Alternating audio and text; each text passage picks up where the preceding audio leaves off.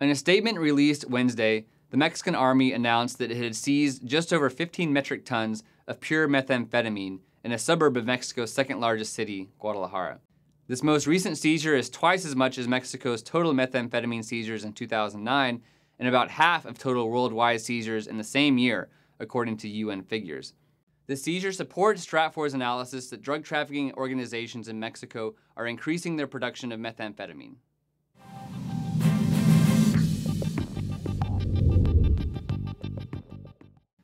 General Gilberto Hernandez Andreu announced February 9th that Mexican soldiers raided the Villarreal ranch just outside of Guadalajara and found 15,000 kilos of pure methamphetamine, the largest methamphetamine seizure ever in Mexico and likely even the whole world. The soldiers were reportedly led to the ranch by an anonymous tip. Along with the finished methamphetamine, soldiers also found 7,000 kilos of precursor chemicals and 15 large metal barrels, known as reactors, that appear to have been used to produce the methamphetamine. The reactors indicate that this lab is where most, if not all, of the seized methamphetamine was produced. Perhaps even more impressive than the physical quantity of methamphetamine seized is the value of the seizure. The street value of cut methamphetamine is roughly $100 per gram. That would make the street value of this seizure somewhere around $3 billion, depending on the purity of the dose. The wholesale price of this much meth would be more like a third of the street value. Regardless, a significant chunk of change for drug traffickers in Mexico.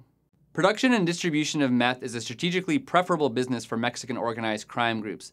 Like cocaine, small amounts of methamphetamine yield large amounts of money, making the smuggling of the product very valuable. But, unlike cocaine, methamphetamine can be produced in Mexico. So instead of paying Colombian or Bolivian coca growers and processors for cocaine, Mexicans can produce meth themselves, cutting overhead costs and increasing profits. And we have evidence of Mexicans investing heavily in the methamphetamine market. In December, Mexican authorities seized 675 tons of methylamine, a key precursor chemical for the production of methamphetamine. In 2011, authorities seized 1,600 tons of precursor chemicals, up from just 400 tons the previous year. Now, drawing solid conclusions from seizures is difficult to do. Traffickers can make mistakes that lead to abnormally large seizures like today's. Also, security forces can improve their ability to find methamphetamine, or they can get lucky once from outside help.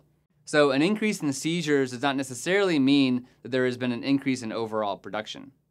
However, today's announcement does add more evidence to the analysis that Mexican organized criminal groups, specifically the Sinaloa Federation, are increasing their involvement in the methamphetamine market.